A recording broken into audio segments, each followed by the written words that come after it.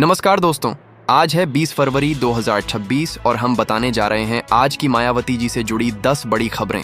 लेकिन उससे पहले अगर आप चैनल पर नए हैं और हर रोज मायावती जी से जुड़ी खबरें सुनना चाहते हैं तो अभी चैनल को सब्सक्राइब कर लीजिए। तो अब शुरू करते हैं। 20 फरवरी की सबसे अहम खबर यह रही कि बहुजन समाज पार्टी की सुप्रीमो मायावती ने 20 फरवरी के आसपास सबसे बड़ा सियासी संदेश देते हुए साफ कर दिया कि 2027 यूपी विधानसभा चुनाव में बीएसपी किसी भी पार्टी के साथ गठबंधन नहीं करेगी। उन्होंने मीडिया में चल रही कई खबरों को फेक और भ्रामक बताते हुए कहा कि पार्टी अकेले दम पर चुनाव लड़ेगी और 2007 जैसी बहुमत सरकार बनाने का लक्ष्य रखेगी। उनके इस बयान के बाद प्रदेश की राजनीति में हलचल तेज हो गई है, क्योंकि कई राजनीतिक विश्लेषक लगातार बीएसपी-एसपी या बीएसपी-बीजेपी गठबंधन की चर्चा कर रहे थे। मायावती ने कहा कि ऐसी खबरें जानबूझकर दलित वोट बैंक को भ्रमित करने के लिए फैलाई जा रही हैं और पार्टी कार्यकर्ताओं को इन अफवाहों से दूर रहना चाहिए। दूसरी बड़ी खबर, हाल ही में मायावती ने यह भी आरोप लगाया कि कुछ लोग एआई तकनीक का इस्तेमाल करके बीएसपी के बारे में गलत खबरें फैला रहे हैं। उन्होंने कहा कि पार्टी की रणनीति पहले ही सार्वजनिक मंच से घोषित की जा चुकी है और अब किसी भी तरह का गठबंधन बीएसपी के सिद्धांतों के खिलाफ होगा। उनके अनुसार पिछले गठबंधन अनुभवों ने पार्टी को नुकसान पहुंचाया, इसलिए अब संगठन पूरी तरह स्वतंत्र राजनीतिक रास्ते पर चल रहा है। इस बयान के बाद सोशल मीडिया पर भी बीएसपी समर्थकों की सक्रियता बढ़ी है और मिशन 2037 को लेकर नई चर्चा शुरू हो गई है। तीसरी बड़ी खबर, दिल्ली में नए टाइप 8 बंगले के आवंटन को लेकर भी मायावती चर्चा में रहीं। उन्होंने स्पष्ट किया कि यह आवंटन किसी राजनीतिक लाभ के लिए नहीं बल्कि सुरक्षा कारणों से किया गया है, क्योंकि 1992 के लखनऊ गेस्ट हाउस कांड के बाद उनकी सुरक्षा हमेशा हाई लेवल पर रही है। उन्होंने विपक्ष पर आरोप लगाया कि इस मुद्दे को गलत तरीके से पेश करके उनकी छवि खराब करने की कोशिश की जा रही है। यह बयान इसलिए भी अहम माना जा रहा है क्योंकि चुनावी माहौल नजदीक आते ही नेताओं के निजी फैसलों पर राजनीतिक बहस तेज हो जाती है।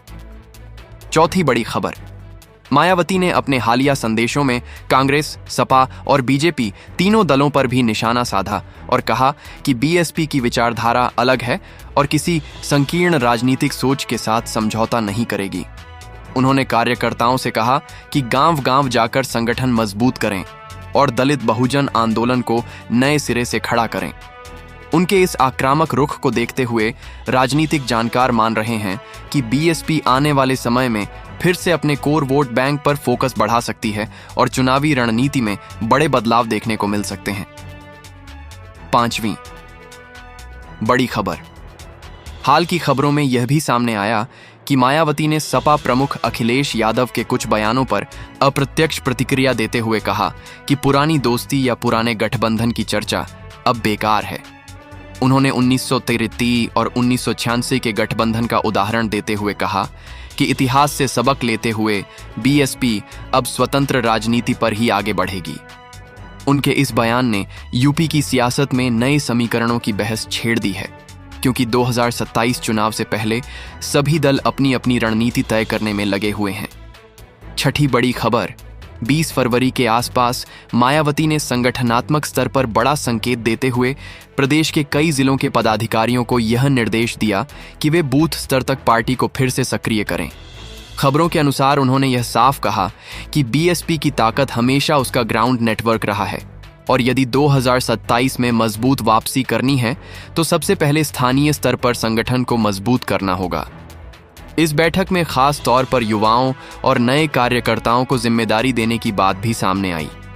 राजनीतिक विश्लेषकों का मानना है कि मायावती का यह कदम उस रणनीति का हिस्सा है जिसके जरिए वे पार्टी को फिर से जमीनी स्तर पर सक्रिय करना चाहती है।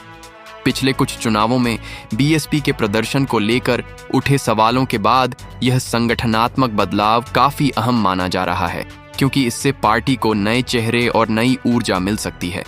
सातवीं बड़ी खबर, हालिया राजनीतिक बयानबाजी में मायावती ने कानून व्यवस्था और सामाजिक न्याय जैसे मुद्दों पर भी जोर दिया। उन्होंने कहा कि प्रदेश में दलितों और कमजोर वर्गों की आवाज को मजबूत करने के लिए बीएसपी लगातार काम कर रही है और भविष्य में भी यही एजेंडा रहेगा। उन्होंने अपने समर्थकों से अपील की कि वे सोशल मीडिया पर अफवाहों के बजाय आधिकारिक बयान और विश्वसनीय खबरों पर भरोसा करें।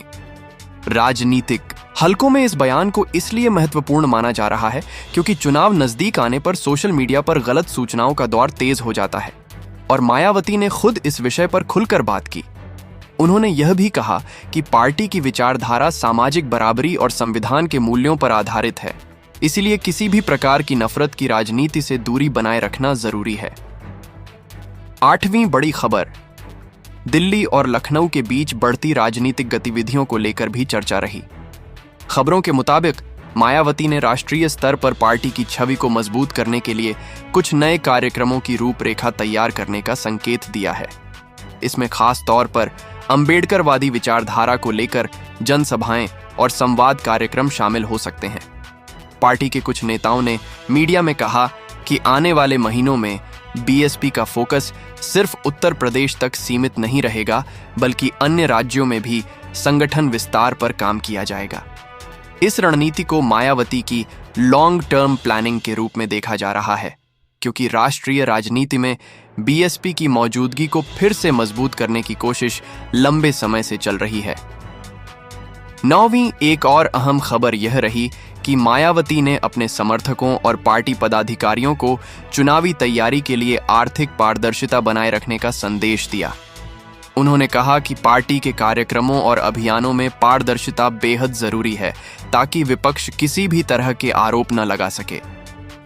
ये बयान इसलिए भी चर्चा में रहा क्योंकि हाल के वर्षों में कई राजनीतिक दलों की फंडिंग और चुनावी खर्च को लेकर सवाल उठते रहे हैं। मायावती ने स्पष्ट किया कि बीएसपी अपने सिद्धांतों के अनुसार काम करेगी और संगठन को मजबूत करने के लिए अनुशासन सबसे बड़ी प्राथमिकता होगी। इससे पार्टी के अंदरूनी ढांचे को लेकर भी सकारात्मक संदेश गया है और कार्यकर्ताओं में नई सक्रियता देखने को मिल रही है। 10वीं बड़ी खबर, 20 फरवरी के आसपास आई खबरों में मायावती का एक और संदेश काफी वायरल रहा, जिसमें उन्होंने कहा कि बीएसपी का मुख्य लक्ष्य सिर्फ चुनाव जीतना नहीं, बल्कि सामाजिक बदलाव लाना है। उन्होंने डॉ. भीमराव अंबेडकर और कांशीराम की विचारधारा का जिक्र करते हुए कहा कि पार्टी को उनके सपनों को आगे बढ़ाने के लिए एकजुट रहना होगा। उन्होंने यह भी कहा कि आने वाले समय में पार्टी का ध्यान युवाओं, महिलाओं और पिछड़े वर्गों को जोड़ने पर रहेगा ताकि बहुजन आंदोलन को नई दिशा मिल सके। राजनीतिक जानकारों के मुताबिक यह बयान मायावती की उस रणनीति का हिस्सा है जिसमें वे अपने पारंपरिक वोट बैंक के साथ साथ नए मतदाताओं को भी जोड़ने की कोशिश कर रही हैं। तो दोस्तों, ये थीं 20 फरवरी से जुड़ी मायावती जी की 10 बड़ी और चर्चित खबरें, जिनसे ये साफ दिखाई दे रहा है कि उत्तर प्रदेश की राजनीति धीरे धीरे एक नए मोड़ की तरफ बढ़ रही है। आने वाले समय में कौन सा राजनीतिक समीकरण बनेगा, कौन सी रणनीति काम करेगी और जनता किसे अपना समर्थन देगी, ये सब आने वाला वक्त ही तय करेगा।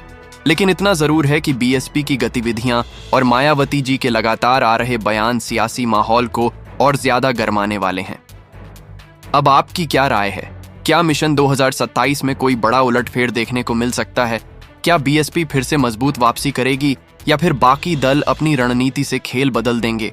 नीचे कमेंट करके अपनी सोच जरूर बताइए, क्योंकि आपकी राय ही इस चर्चा को और दिलचस्प बनाती है। अगर आपको हमारा ये वीडियो जानकारी भरा लगा हो, थोड़ा भी पसंद आया हो या इससे आपको नई अपडेट्स मिली हो, तो वीडियो को लाइक जरूर करें ताकि हमें भी मोटिवेशन मिलता रहे और हम आपके लिए ऐसी ही सच्ची और ताज़ा खबरें लाते रहें। चैनल पर नए हैं तो अभी सब्सक्राइब कर लीजिए और बेल आइकन दबाना बिल्कुल मत भूलिए, क्योंकि यहाँ आपको मिलती है राजनीति से जुड़ी हर बड़ी खबर आसान भाषा और दमदार अंदाज में। अपने दोस्तों और व्हाट्सएप ग्रुप्स में भी इस वीडियो को शेयर करें ताकि ज्यादा से ज्यादा लोग सही जानकारी तक पहुंच सकें। मिलते हैं अगली वीडियो में एक नई अपडेट और नए अंदाज के साथ। तब तक के लिए अपना ख्याल रखिए, जुड़े रहिए और देखते रहिए।